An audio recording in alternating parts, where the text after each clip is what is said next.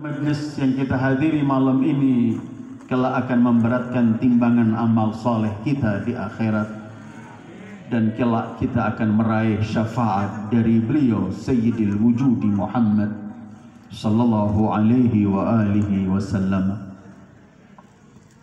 Mengenang hari kelahiran beliau, hari saat beliau diutus, hari hijrah beliau, hari Isra dan Mi'raj beliau, apapun yang berkaitan dengan beliau akan membawa perubahan dalam kehidupan kita.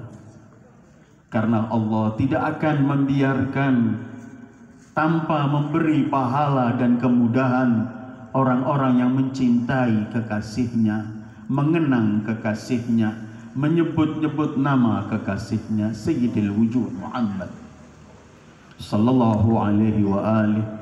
Hari kelahiran beliau atau hari saat beliau dibangkitkan, hari kelahiran beliau itu adalah hari cahaya, di mana merupakan hadiah Allah terbesar untuk umat manusia saat Allah mengutus beliau sebagai nabi terakhir untuk umat terakhir.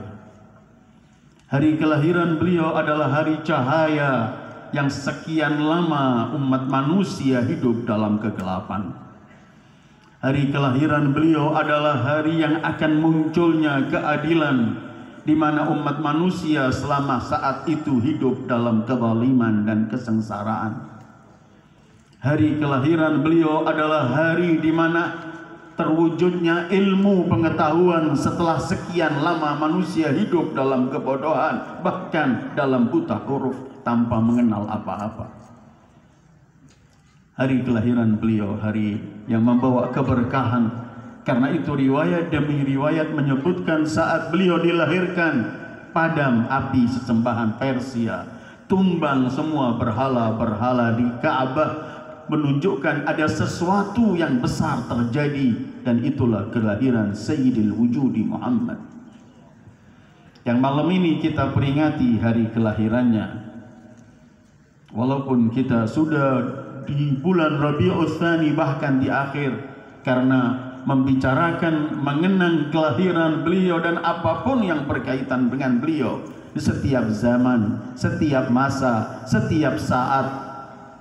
Bukankah kalau kita menghadap pada Allah dalam sholat kita, di mana sholat itu hubungan yang amat-amat pribadi antara makhluk seorang hamba kepada Allah, sehingga dalam sholat itu kita diajarkan untuk berkata dalam ayat suci Al-Quran yang wajib kita baca, dan kalau kita enggak membaca dalam sholat kita, tidak sah sholat kita. Dalam sholat itu kita berkata iyyaka na'budu wa iyyaka nasta'in, khitab hanya kepada Allah, tetapi Allah belum menerima saat kita menghadap kepadanya kalau kita enggak menghadirkan kekasih beliau.